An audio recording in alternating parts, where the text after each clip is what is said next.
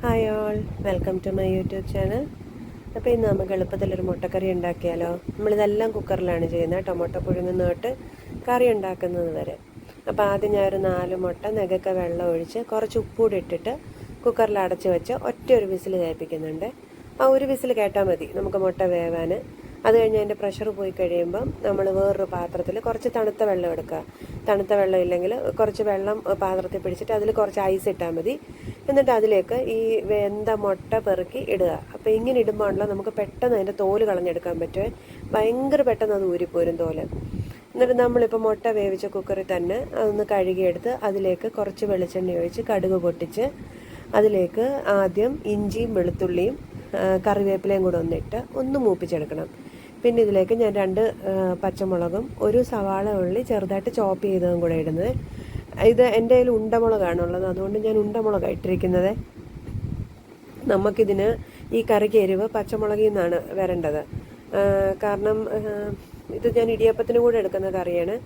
അപ്പം അതിൽ ചുമന്ന മുളക് ആ കളർ എന്തോ എനിക്ക് അത്ര കൊണ്ട് ഇഷ്ടമല്ല. അപ്പം ചേർക്കുന്നുണ്ട് ഞാൻ മുളക് പൊടി, വളരെ കുറച്ച് മാത്രം, ചെറിയൊരു കളർ ചേഞ്ചിന് മാത്രം. അപ്പം അല്ലാതെ ഇതിന് പച്ചമുളകിൻ്റെ ഒരു എരിവ് വരുന്നതാണ് ഒരു ടേസ്റ്റ് തോന്നിയിട്ടുള്ളത്. പച്ചമുളകിൻ്റെയും പിന്നെ നമ്മൾ കുറച്ച് കുരുമുളക് പൊടി ചേർക്കും, അതിൻ്റെയും കൂടി എരിവേ ഉള്ളൂ. അപ്പം എരിവ് കൂടുതൽ വേണ്ടവർ പച്ചമുളകിൻ്റെ അളവ് കൂട്ടിക്കോണേ. അപ്പം നമ്മളിതിലേക്ക് കുറച്ച് ഉപ്പ് കൂടിയിട്ട് ഒന്ന് വഴട്ടുകയാണ്. അധികം ഒന്നും വേണ്ട, ചെറിയൊരു ചുമന്ന ഒരു കളറായി കിട്ടിക്കഴിയുമ്പം നമ്മളിതിലേക്ക് മസാലപ്പൊടികളെല്ലാം ചേർക്കത്തേ ഉള്ളൂ.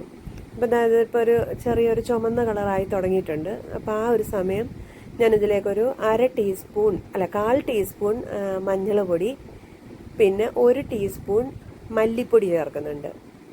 1/2 ടീസ്പൂൺ കാശ്മീരി മുളക് പൊടിയും ചേർക്കുന്നുണ്ട്. കാശ്മീരി മുളക് പൊടി ഇട്ടിരിക്കുന്നത് അത് 1/2 ടീസ്പൂണേ ഇട്ടിട്ടുള്ളൂ. സാധാ മുളക് പൊടിയാണ് എനിക്ക് തോന്നുന്നത് ഒരു 1/4 ടീസ്പൂൺ മതിയായിരിക്കും കേട്ടോ. അപ്പോൾ ഇതിലിപ്പോൾ ഞാൻ കാശ്മീരി മുളക് പൊടിയാണ്, അതുകൊണ്ട് ഒരു 1/2 ടീസ്പൂൺ ഇട്ടിട്ടുണ്ട്. പിന്നെ ഒരു 1/2 ടീസ്പൂൺ ഗരം മസാല പൊടിയും കൂടെ ചേർത്ത് കൊടുക്കുന്നുണ്ട്. ഉപ്പ് ഞാൻ ഉള്ളി വഴറ്റിയതിൻ്റെ കൂട്ടത്തിൽ തന്നെ ഇട്ടിട്ടുണ്ടായിരുന്നു. പിന്നെ കറിയാകുമ്പം ഉപ്പ് പോരാന്നുണ്ടെങ്കിൽ വീണ്ടും ചേർക്കാവുന്നതാണ്. അപ്പോൾ ഇതെല്ലാം കൂടെ നല്ലോണം ഒന്ന് വഴറ്റി ചെറുതായിട്ട് അതിൻ്റെ പൊടികളുടെ പച്ചമണം ഒന്ന് മാറുമ്പം ഇതിലേക്ക് തിളച്ച വെള്ളം ഒഴിക്കുക. അപ്പം ഞാൻ എപ്പോഴും എങ്ങനെയാണെന്നറിയോ, ഞാൻ അടുക്കളയിൽ ജോലി ചെയ്യാൻ കയറുന്നതിന് മുന്നേ തന്നെ ഞാൻ ആ കെറ്റിൽ നിറച്ച് വെള്ളം തിളപ്പിക്കാൻ അങ്ങ് വെക്കും. നമുക്ക് ഈ കറികളിലൊക്കെ ഉണ്ടല്ലോ പച്ചവെള്ളം ഒഴിക്കുന്നതിൽ എപ്പോഴും ടേസ്റ്റ് ചൂടുവെള്ളം ഒഴിക്കുന്നതാണ്. അപ്പം ഞാൻ എപ്പം ജോലി ചെയ്യാൻ കയറിയാലും ഈ കെറ്റിലിൽ ഞാൻ വെള്ളം നിറച്ചിട്ടങ്ങ് വെക്കുക പതിവ്.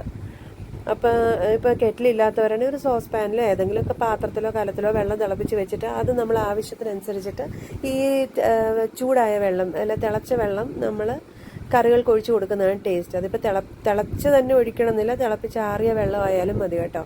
പക്ഷെ അത് ഒഴിച്ച് കൊടുക്കുന്നതാണ് ടേസ്റ്റ്. അപ്പോൾ ഇതിനിപ്പോൾ ഒന്ന് വിസിൽ വരട്ടെ. ഇതിപ്പോൾ ഒരു 3 വിസിൽ ഞാൻ കേൾപ്പിക്കുന്നുണ്ട്. അപ്പോൾ 3 വിസിൽ വന്നു കഴിയുമ്പോൾ ഇത് ഓഫ് ചെയ്തിട്ട് അവിടെ വയ്ക്കുക. ആ സമയം കൊണ്ട് നമ്മൾ ഈ മുട്ടയുടെ തോലെല്ലാം ഒന്ന് കളഞ്ഞെടുക്കുക. അപ്പോൾ ഇതുകൊണ്ട് ജസ്റ്റ് 2 സൈഡും ഒന്ന് തട്ടുക, ചെറുതായിട്ടൊന്ന് റോൾ ചെയ്ത് കൊടുക്കുക. അതായത് വലിയ പ്രഷർ അപ്ലൈ ചെയ്യാതെ ചെറുതായിട്ടൊന്ന് റോൾ ചെയ്യണം. റോൾ ചെയ്ത് കൊടുത്തിട്ട് നമ്മൾ ഈ മുട്ട ഇങ്ങനെ പൊളിക്കണം. കണ്ട വളരെ ഈസി ആൻഡ് എഫേർട്ട്ലെസ് ആയിട്ടാണ് നമുക്ക് ആ മുട്ടത്തോൽ ഊരിപ്പോരുന്നത്. അപ്പോൾ ഭയങ്കര എളുപ്പം മുട്ട പുഴുങ്ങാൻ പറ്റിയ ഒരു പരിപാടിയാണ്. നമുക്ക് വെറുതെ കാശ് കൊടുത്ത് മുട്ട പുഴുങ്ങുന്ന മെഷീനും ഒന്നും വാങ്ങേണ്ട കാര്യമില്ല. ഈ ഒരു രീതിയിൽ നമുക്കത് എളുപ്പം നമുക്ക് മുട്ട ചെയ്തെടുക്കാൻ പറ്റും. അപ്പോൾ ഇനിയും ഈ സമയം കൊണ്ട് നമുക്ക് കറിയുടെ ആ ഒരു പ്രഷർ കുക്കറിൽ നിന്ന് പോയിട്ടുണ്ടാവും. അപ്പോൾ അത് നമ്മളൊന്ന് തുറന്ന് കഴിഞ്ഞിട്ട് എന്തെടുക്കണം, ഈ നമ്മൾ മുട്ട തോല് കളഞ്ഞ് വെച്ചിട്ടുള്ള മുട്ടയുണ്ടല്ലോ അതെടുത്ത് ഈ കറിയിലേക്ക് ഇടണം. കാരണം നമ്മുടെ ആ മസാലയുടെ ആ ഒരു ഇതൊക്കെ ഒന്ന് കറിയിൽ കൂടെ പിടിക്കണം, അല്ല മുട്ടയിൽ കൂടെ പിടിക്കണമല്ലോ. അപ്പം നമ്മൾ ആ മുട്ട എടുത്ത് ഇതിലേക്ക് ഇടുക. എന്നിട്ട് ഞാനിതിൽ തേങ്ങാപ്പാൽ ചേർക്കുന്നുണ്ട് കേട്ടോ. അപ്പം നല്ല തേങ്ങ കയ്യിലുള്ളവർ തേങ്ങ തിരുമ്മി പിഴിഞ്ഞ് പാലെടുത്ത് ചേർക്കണേ കുറച്ചുകൂടെ ടേസ്റ്റാണ്. അപ്പോൾ എനിക്ക് നല്ല തേങ്ങ എൻ്റെ കയ്യിലില്ല, എൻ്റെ കയ്യിലുള്ള എല്ലാം ഉണക്കത്തേങ്ങ. അപ്പോൾ അത് വെച്ചിട്ട് പാലെടുക്കുമ്പോൾ ഒരു സുഖമില്ല കേട്ടോ.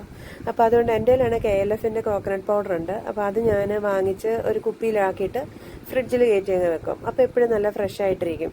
അപ്പം ഞാനൊരു 2 ടേബിൾ സ്പൂൺ ഇതോട്ട് തേങ്ങാപ്പാൽ പൊടി മിക്സിയുടെ ജാറിലേക്ക് ഇട്ട് കുറച്ച് വെള്ളവും കൂടെ ഒഴിച്ചിട്ട് അത് ഒരു 3-4 പ്രാവശ്യം ഒന്ന് പൾസ് ചെയ്തെടുക്കുമ്പോഴത്തേന് തേങ്ങാപ്പാൽ റെഡിയാവും.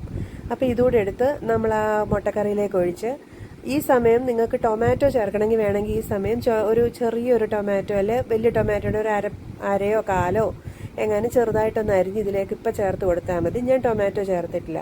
തൊട്ട് ഈ ഒരു സമയം നമ്മൾ കുറച്ച് കുരുമുളക് പൊടിയും കൂടെ ചേർത്ത് കൊടുക്കണം. ഞാൻ പക്ഷേ കുരുമുളക് പൊടി ചേർക്കുന്നത് എടുക്കാൻ വിട്ടുപോയി കേട്ടോ വീഡിയോയിൽ.